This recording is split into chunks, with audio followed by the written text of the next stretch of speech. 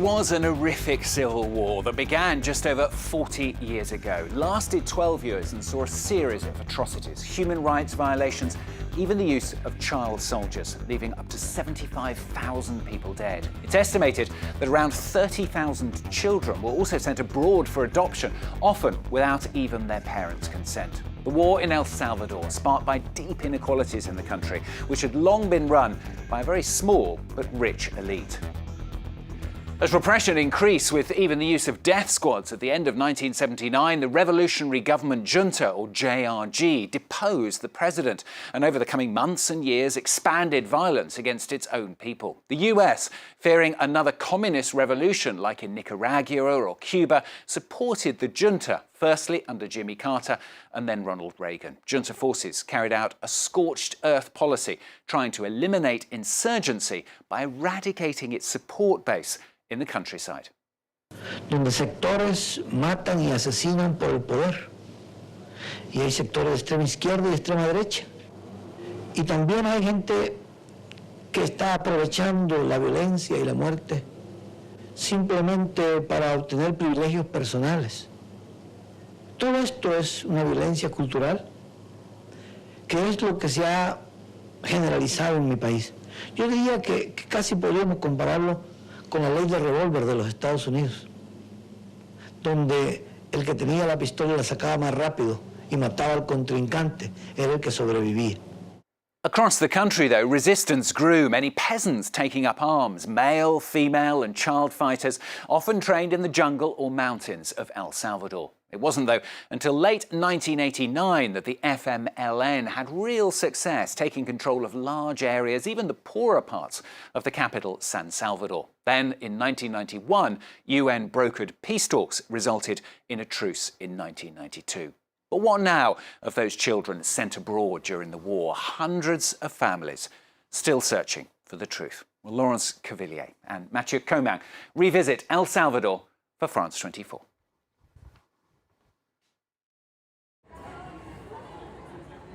It's a return ticket to the homeland he left 35 years ago. It's the country I could have lived in, where I could have grown up. It's the answer I give when I'm asked where I was born. El Salvador. Matthieu was born here in the middle of a civil war.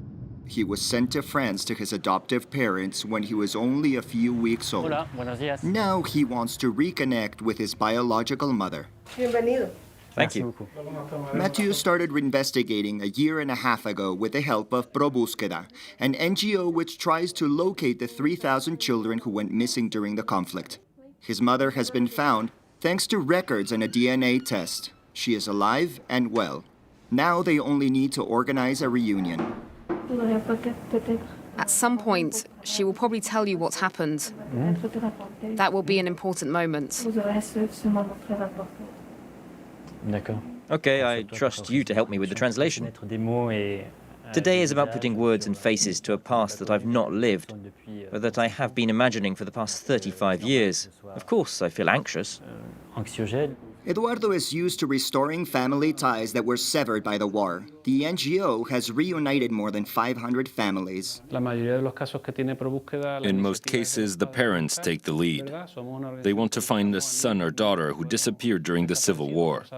Many of these children were adopted abroad. Sometimes the military would gift them to an acquaintance or keep them for themselves. A lawyer could charge from $2,000 to $15,000 per adoption. It was definitely a lucrative market, but one filled with fraudulent documents.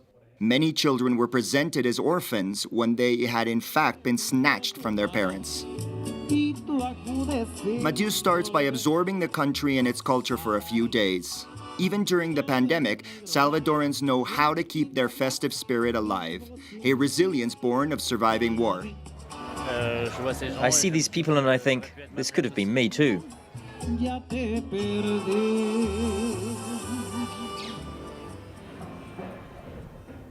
For Rufina, celebrations have been few and far between.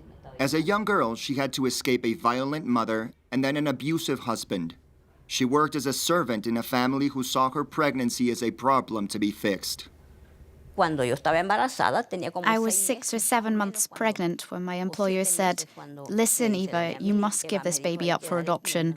There's no way you can raise it by yourself."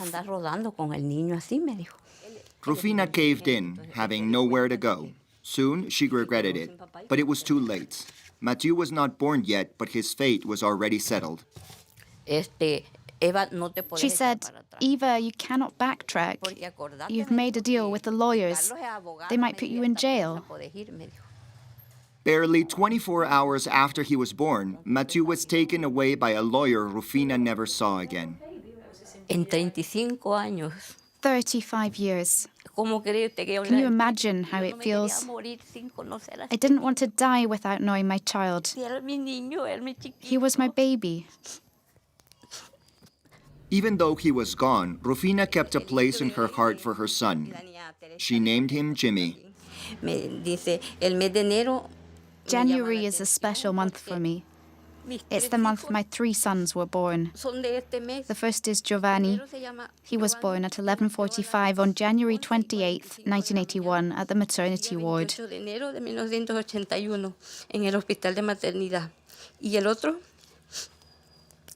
The second is Jimmy, and he was born on the 10th. When Matthieu was born in 1985, the market for Salvadoran children was booming.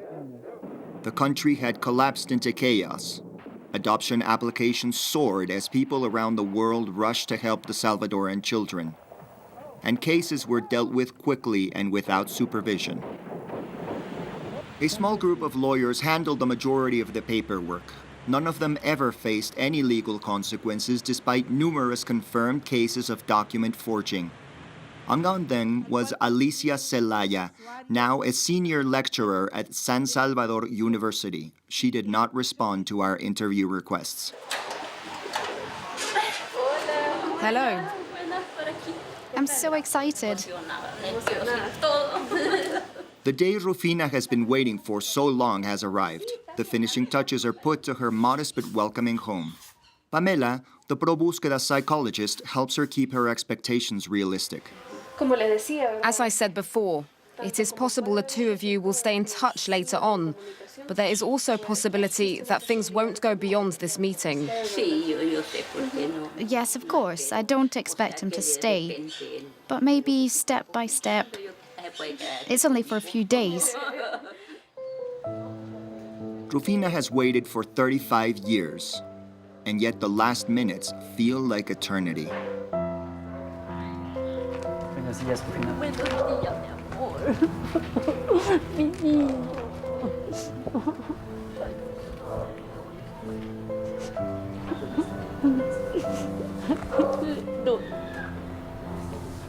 Vamos, mi amor.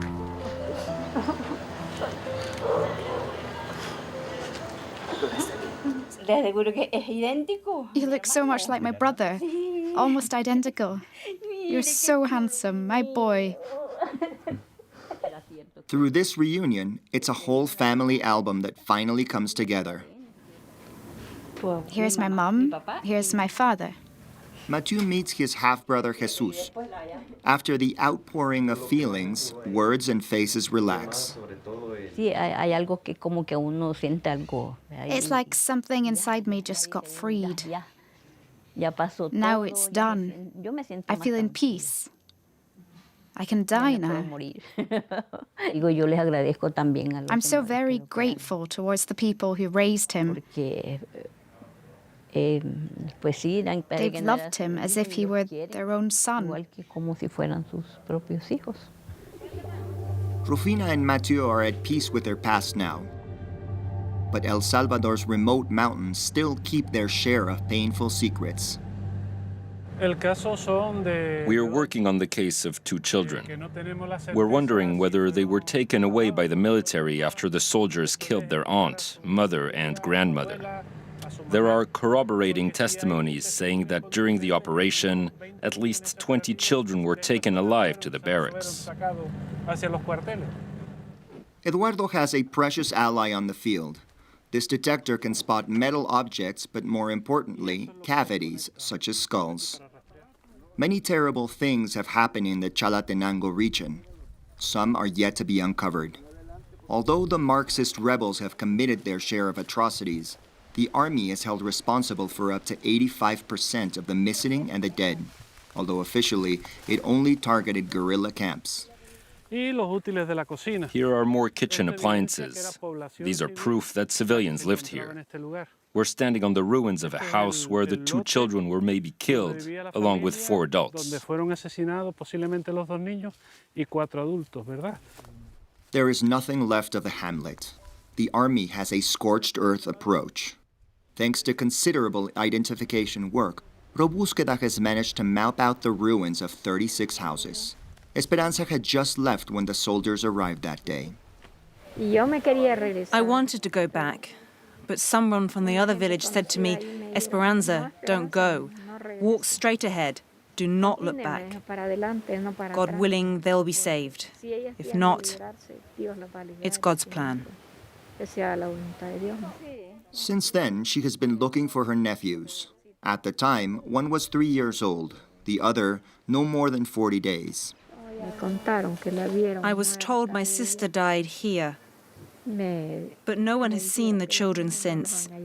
Only diapers were found over there, with bloodstains on them.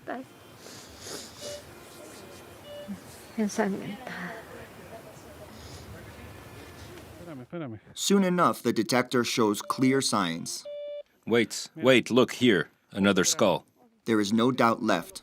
The skulls of 4 adults are buried under their feet. Our joy is not only about finding them, whether dead or alive. It's also to finally locate them. Now the family can come and visit. They can be close to them again and give them back their dignity. But the children are nowhere to be found. Maybe the smaller bodies have not resisted the test of time. Probúsqueda cannot excavate the bodies itself. The state services are required to handle it. Look, another smaller cavity. This could be a child. Were they buried, eaten by animals, taken by soldiers and given up for adoption? Today, Esperanza finds solace in one thing: she can finally mourn with dignity. No war crime trials were held after the peace agreements were signed in 1992. The Army's records are still sealed. Entire segments of history are still buried in secret. What happened at El Mozote? On December 12, 1981, nearly 1,000 civilians were killed by the Atlacatl Battalion. The only known survivor died in 2005. It was the biggest massacre in the recent history of Latin America that is commemorated today. Associations, ambassadors, and even a UN representative have attended, but there is no Salvadoran government official in sight. In the crowd, Matthieu joins Reina, Probúsqueda's coordinator for this region. Here's how they did it. They gathered everyone in the village square and divided them into groups. You go here, you go there, young women on one side, older women on the other, men over there, etc. And they took them one after another into the mountains. You could hear the screams and the wailing as they were being killed. In this small convent that is in front of them, the bodies of 140 children were found. I didn't expect this investigation into my story to be so painful. I'm astounded to discover that these matters are still subject to debate. A lot is still hidden and unsaid. The current government officials are still visibly embarrassed about what happened. Reina lost touch with her 2 nieces, aged 7 and 14 that day. Their bodies were never found. Rumor has it that 24 children were taken alive by soldiers. But all this can only be confirmed once all the parties involved agree to cooperate. Mauricio Vargas is a former army general, now a congressman. He says he's defending the honor of the military institution and advocates keeping records sealed. The military had nothing to do with that. I myself headed combat units. So the military did not take children away from combat zones? Now, careful. What I am saying is that it is not the responsibility of the army as an institution. The soldiers who did that have a personal responsibility in committing these acts. But there were never any institutional orders setting it as a norm to be followed. As the justice system shies away from the issue, civil society has stepped in. Thanks to Probúsqueda, Matthieu has discovered a small country with broad landscapes and deep scars. And he has found a mother. She's had a place in my life from the very beginning. She's the one I spent 9 months with before I was born. This place will never be lost. I'll never forget it. Only destiny decided otherwise 35 years ago. Now I have a life and a family in France. Pamela knows that family reunions can either be the start of a new relationship or the end of a cycle. There is no ready-made path. In some cases, the children who were adopted abroad stay in touch with their Salvadoran families.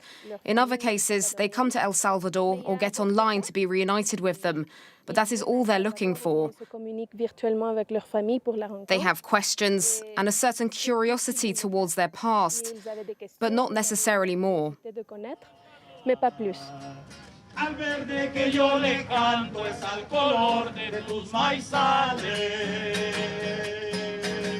o al verde de las boinas de matanzas tropicales. Meanwhile, Eduardo and all the families torn apart by the conflict will keep on fighting to unearth the truth. All so that an entire generation of victims' fathers, mothers, uncles and aunts, sisters and brothers can finally put the past to rest. Dale, salvadoreño, dale, que no hay pájaro pequeño, que después de alzar el vuelo se detenga en su vol. Hable, que se oiga más fuerte, dale. Laurence, Cuvillier and Matthieu Comin revisiting El Salvador for France 24. Well, that's all from this week's edition. Don't forget, of course, you can catch it and all the previous editions as well on our website at france24.com. There's more news coming up very shortly. Thanks for watching.